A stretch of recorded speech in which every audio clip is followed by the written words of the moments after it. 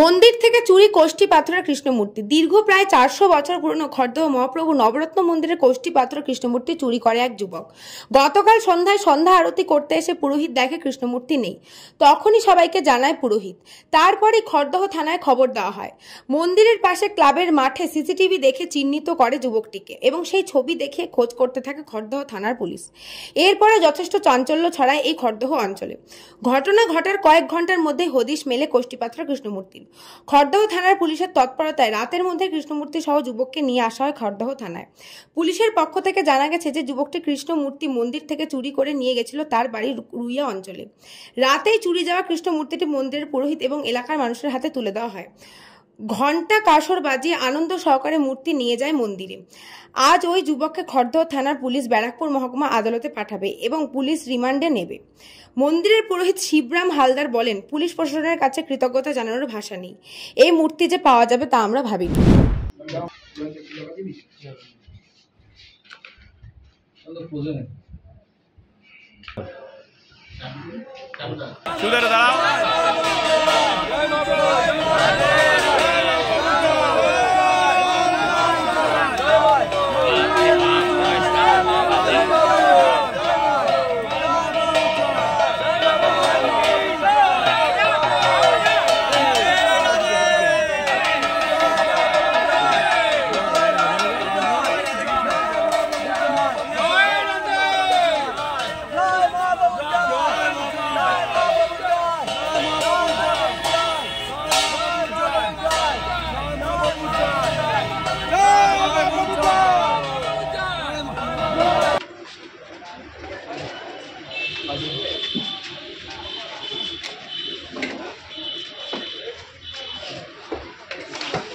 তুই মূর্তি চুরি করেছিল কেন ভাই?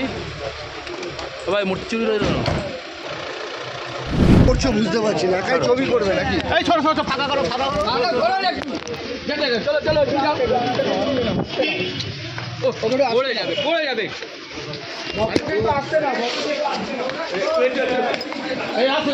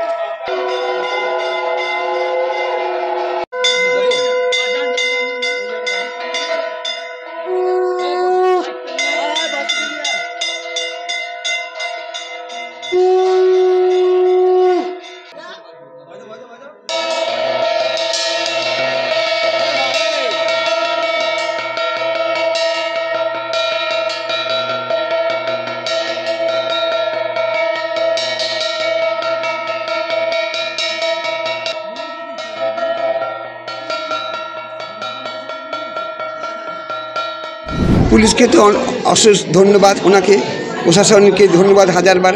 আর আমার মনের কথা যা হচ্ছে সেটা আমি জানতে পারছি। এই বিগ্রহ যে পাওয়া যাবে আমি ভাবতে পারিনি।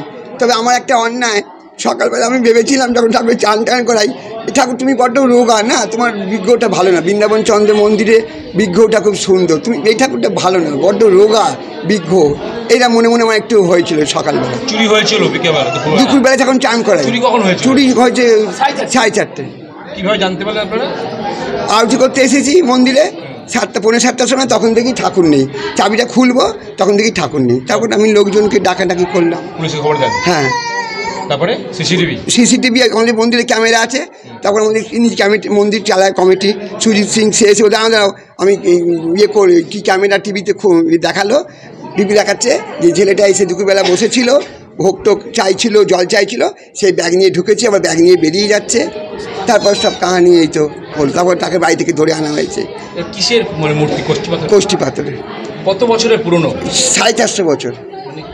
মূর্তিটা কি এখানকার না, বর্ধমানে রাজা প্রতিষ্ঠা করেছেন এই ঠাকুর। তারপর থেকে এখানে পুজো হচ্ছে। কি মন্দিরের নাম? নবরত্ন মন্দির, মহাপ্রভু নবরত্ন মন্দির। আজকে বলে আবার মানে প্রভুকে নিয়ে অভিষেক করানো হলো। সব 5 হাতে হয়েছে। থানা পুলিশে গিয়েছিলেন, বসেছিলেন ওই টেবিলে, গাড়িতে করে এসেছে, সবাই ছুঁয়েছে। তাই দই মধু ঘি দিয়ে চান করি। কি বলবেন? অভিষেক করানো। কি বলবেন আপনি? কি আমার বলার ভাষা নেই। চুরি হওয়ার আইসি সাহেবের কাছে যেটা শুনলাম, চুরি হওয়ার 1 ঘন্টা 1.5 ঘন্টার মধ্যেই আমরা ওটা রিকভারি করেছি, কিন্তু ডিটেক্ট আমাদের খুব তাড়াতাড়ি হয়েছে। আমাদের পিসি পার্টির অফিসার যিনি আছেন, উনি খবর পাওয়ার সঙ্গে সঙ্গে ওই জায়গার সিসিটিভি ফুটেজ দেখে উনি প্রথমে দেখেন যে কে চুরি করেছে। ওনার পোশাক দেখে প্রথমে আইডেন্টিফাই তো করা যায় না, পোশাক দেখে প্রথমে চিনার চেষ্টা করা হয়েছিল। এবং সেই বেস্ট হয়ে আমাদের যখন উনি যান, পিসি পার্টির অফিসার রাজেশবাবু যখন যান, তখন ওনার দেখেন যে প্রথমে একটা টোটোতে করে যান, সেখানে কিছু দূর যাওয়ার পর একটা জায়গায় নামে, সেখান থেকে আবার অটোতে করে যান, সেখান থেকে আবার আর একটা জায়গায় নামে, ও সব জায়গায় কভার করতে করতে গিয়ে উদ্ধার করেছে। কি কারণে করলেন আমরা যতটুকু ওনাকে বসিয়ে যতটুকু আমরা ইন্টারোগেশন করলাম, তাতে মনে হলো যে উনি ছোট থেকেই এইসব ঠাকুর ভক্ত আছেন, ঠিক আছে। তো উনি রেগুলারই ওই মন্দিরে আসতেন ভিজিট করতে। তো যাই হোক, ওনার বক্তব্য অনুসারে যে ওই জায়গার পুরোহিতের সঙ্গে নাকি ওনার কিছু একটা প্রবলেম হয়েছিল, হয়তো পুরোহিত কিছু বলেছিলেন হয়তো যে এই সময় ঠাকুর দেখা যাবে না বা কিছু, সেই বেসিসে উনি বলতে চাইছিলেন যে আমি সেই বেসিসে তুলে নিয়েছি। মূর্তিটা কিসের ছিল? এটা মূর্তিটা আমরা শুনলাম যে কোষ্ঠী পাথরের। এর অ্যান্টিক ভ্যালু তো প্রচুর, মানে এরকম কোন সূত্র কি বেরোচ্ছে যে অ্যান্টিক ভ্যালু প্রচুর বিক্রি করা? ও জানতো না যে এটা কিসের। ওর বক্তব্য অনুসারে ও জানতো না কিসের। ও ভেবেছে যে নর্মাল মূর্তি আছে, আমাকে যেহেতু দেখতে দেয়নি সেই জন্য আমি চুরি করেছি, এটা ওর বক্তব্য। কিন্তু ওখানে তো আরো 4খানা মূর্তি ছিল, তার মধ্যে ও এইটাকেই তুলেছিল। জিজ্ঞাসাবাদে আরো তথ্য উঠতে পারে ভবিষ্যতে। অবশ্যই। কজনকে মানে আটক করেছেন, অ্যারেস্ট করেছেন? হ্যাঁ, আপনারা কি পিসিতে নেবেন? ওকে পিসিতে নিয়ে কি জিজ্ঞেস করবেন, মানে আরো ফার্দার ইনভেস্টিগেশন? সেটা আমরা চিন্তা ভাবনা করছি। এটা ঠিক আছে, সেটা আমাদের ইনভেস্টিগেশনের ব্যাপার আছে, আমরা দেখছি পরে। অ্যারেস্ট কজন হয়েছে? অ্যারেস্ট আপাতত একজনই আছে।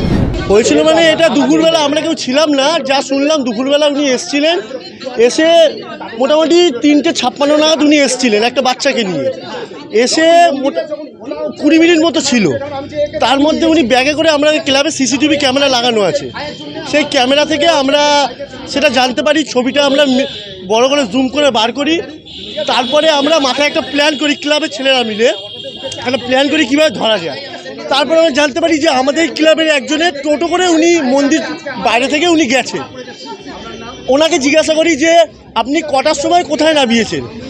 উনি বলেন আমাকে এরকম 4:30 নাগাদ সন্ধ্যা স্টপেজে আমি নামিয়েছি। আর নামানোর পর উনি খুব তাড়াহুড়োর মধ্যে ছিলেন, ছেলেটি খুব তাড়াহুড়োর মধ্যে ছিলেন, টোটোর ভাড়া না দিয়ে অটোতে উঠে যায়। যখন তখন টোটো যিনি ছিলেন তিনি বলেন ভাড়াটা দিতে, বাচ্চা ছেলেটা নেবে, ভাড়াটা দিয়ে খুব তাড়াতাড়ি চলে যায়।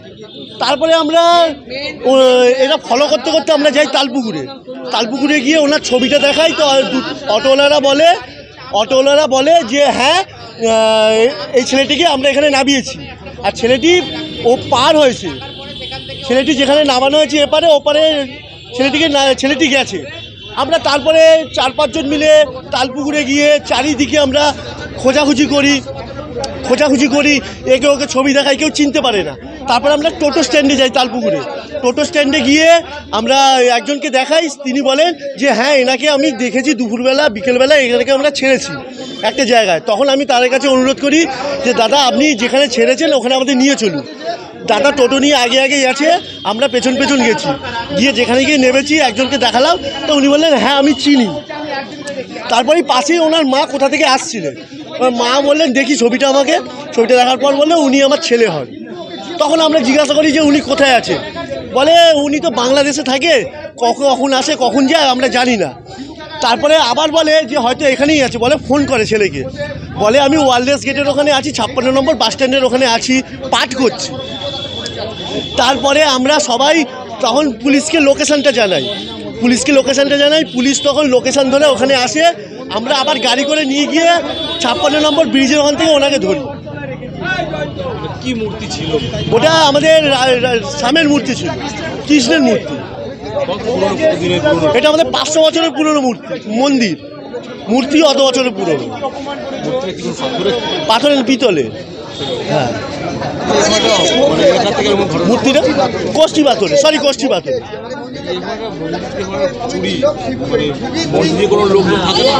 মন্দিরে দেখুন দুপুরবেলা তো পুজো পাঠ হয়ে যায়, তেমন কেউ গরমে তেমন কেউ থাকে না। এবার যারা খাওয়া দাওয়া কুর্ণ কাটে তারা কুর্ণ কোটে, যারা তারা থাকে অন্য দিকটা, মন্দির চত্বরটা এই দিকটা, ওই সাইডে তার ডান সাইডে কুর্ণ কোটে বসে। এবার কখন উনি গেছেন, কখন তুলে ব্যাগে পুরেছেন চলে গেছেন, আমরা সিসিটিভি দেখে আমরা সব জানতে পেরেছি, পাওয়া গেছে। প্রথমে ওনাকে যখন ধরা উনি অস্বীকার করে, তারপরে রাস্তার মধ্যে বলে, ওর সাথে যে একটা বাচ্চা ছেলে ছিল, বাচ্চা ছেলেটি বলে যে হ্যাঁ আমি উনি নিয়েছেন, বাড়িতে রাখা আছে। কি হয়েছিল আপনার ওয়ার্ডে? বিষয়টা হচ্ছে কি, আমাদের ওয়ার্ডের পিকে বিশ্বাস রোডে বহু প্রাচীন একটা মূর্তি আছে, মানে মহাপ্রভু মূর্তি, মহাপ্রভুর সঙ্গে রাধাকৃষ্ণ তারও মূর্তি আছে, নিতাই গৌড়। এবং মূর্তিটা বর্ধমানের কোনো রাজবাড়ির মূর্তি টূর্তি শুনেছি, কিন্তু তারা আর আসে না বহুদিন। মন্দিরটা খুব অরক্ষিত, একদম বন জঙ্গল হয়ে পড়েছিল। তো এলাকার মানুষরা আজ বেশ কিছু বছর আগে থেকে মন্দির নিজেরা পয়সা দিয়ে সারিয়ে জঙ্গল পরিষ্কার করে ওরা মন্দিরটায় ভোগরাগের ব্যবস্থা করেছে। মাঝে মাঝে পাড়া প্রতিবেশী কেউ সেবা টেবা দেয়, তার ফলে ওরা ওই মন্দিরটা ওইভাবে চালায়। আজকে একটি ছেলে আমরা সিসি ফুটেজে দেখতে পেলাম, পরে তো পেলাম ছেলেটাকে। তা সেই ছেলেটা একটা বাচ্চা ছেলেকে নিয়ে এসে ওই মন্দিরটা তখন অরক্ষিত ছিল। আসলে চাবিটা যেখানে রাখে আমাদের যারা পুরোহিত এবং যারা কাজ করে দু একজন, ওদের মধ্যে বোঝাপড়া আছে, কোনোভাবে জানতে পেরেছিল ওইখানে চাবিটা আছে। চাবি দিয়ে খুলে মন্দির থেকে কৃষ্ণের কোষ্ঠী পাথরের মূল্যবান মূর্তিটা নিয়ে ব্যাগে করে ও চলে যায়। তারপর তো সন্ধেবেলা 6টার সময় পুরোহিত আসে, এসে মূর্তি দেখতে পায় না। পাড়ার মানুষজন হইচই চেঁচামেচি, যাই হোক সবাই সিসি ফুটেজ ছিল পাশের যে মহাপ্রভু ক্লাবে, সেই সিসি ফুটেজ থেকে আইডেন্টিফাই করতে পারে। এবং কপাল ভালো যে ছেলেটি ওই মূর্তিটা শুদ্ধ ওই ছেলেটাকে নিয়ে গেছিলো টোটো, সে ওকে সন্ধ্যা সিনেমার কাছে ছেড়ে দিয়েছিল। সন্ধ্যা সিনেমায় গিয়ে ওই ছেলেটাকে, ও তো এরকম একটা ছেলে যার অটো হয়ে গেছে, তাকেও পাওয়া গেল। ওখান থেকে তালপুকুরে নেবে রুইয়ার দিকে যে টোটো, তারাও চিনতে পারলো। এবং জায়গায় যাওয়ার পর মোটামুটি ও ছবিটা দেখিয়ে চিনতে পারা গেল। এত দ্রুত হলো, পুলিশও খুব সহযোগিতা করলেন, পাড়ার ছেলেরা তো হইচই করে সব গিয়ে যাক মূর্তিটাও পাওয়া গেল। যে ছেলেটা তার সঙ্গে একটা বাচ্চা ছেলে, তাদেরও পুলিশ অ্যারেস্ট করেছে। বহু প্রাচীন মূর্তি, পাড়ার মানুষজন ভালোবাসেন, কে প্রতিষ্ঠা করেছিল না করেছিল, মূর্তি দীর্ঘদিন অনাদরে ছিল, মানুষজনের ভাবাবেগ সেন্টিমেন্ট একটা কাজ করছিল, সবাই খুশি। প্রশাসনের তৎপরতায়ও আমরা এ ব্যাপারেতে যথেষ্ট আপ্লুত। মূর্তিটা পাওয়া গেল। এখন চিন্তা হচ্ছে এইভাবে, যেটা তো এটা আমাদের কাছে শিক্ষা, এইভাবে যদি মূর্তি এখানে প্রচুর আছে, বৃন্দাবন মন্দির কিংবা। ব্যুরো রিপোর্ট, নিউজ বঙ্গ টাইম। আস্থা পলিক্লিনিক ও ডায়াগনস্টিক সেন্টার, এক ছাদের তলায় বিশিষ্ট চিকিৎসকদের চিকিৎসা পরিষেবা পেতে আজই আসুন আস্থা পলিক্লিনিক ও ডায়াগনস্টিক সেন্টারে। আমাদের ঠিকানা নোনা চন্দনপুকুর, চ্যাটার্জিপাড়া। আমাদের যোগাযোগ নম্বর 7003758330। फास्ट मूविंग वर्ल्ड में वही आगे है जिसके पास है स्पीड, जैसे मेघबाला ब्रॉडबैंड। सही स्पीड, सही पहचान। सो अगर कांस्टेंट फास्ट स्पीड चाहिए तो ले आइए Meghbala broadband. New Sadarupa one stop solution for your smart choice. এখানে সকল প্রকার ব্র্যান্ডেড কোম্পানির TV, fridge, mobile, computer, laptop, sound system এবং মোবাইল ও কম্পিউটার অ্যাক্সেসরিজ সঠিক মূল্যে বিক্রয় করা হয়। প্রতিটি কেনাকাটায় আকর্ষণীয় ছাড় এবং নিশ্চিত উপহার। ঠিকানা ইন্দ্রলোক সোদপুর কলকাতা 110 এবং Muragachha Sodepur Kolkata 111। Animesh Suzuki, BT road, Agarpara. Motorcycle মানে সুজুকি। মোটরসাইকেল সেল এবং সার্ভিস করানো হয় অত্যাধুনিক যন্ত্রের মাধ্যমে। এখানে অত্যাধুনিক মডেলের বিভিন্ন গাড়ি পাওয়া যায়। পাবেন Suzuki Hayabusa, Suzuki Gixxer, Suzuki Bergman, Suzuki access 125 এবং সাথে সার্ভিস সেন্টারের সমস্ত সুবিধা। আমাদের শাখা আগরপাড়া ব্যারাকপুর ভিআইপি তে। সকলকে সাদর আমন্ত্রণ। ওম সাই ব্যাংকুয়েট অ্যান্ড গেস্ট হাউস। আপনার পরিবারের যে কোনো সামাজিক অনুষ্ঠানের জন্য আসুন ওম সাই ব্যাংকুয়েট অ্যান্ড গেস্ট হাউসে। এই অঞ্চলের সবচেয়ে বড় সেরা ব্যাংকুয়েট। সিজন টাইমের ভিড় এড়াতে এখনই বুকিং করুন।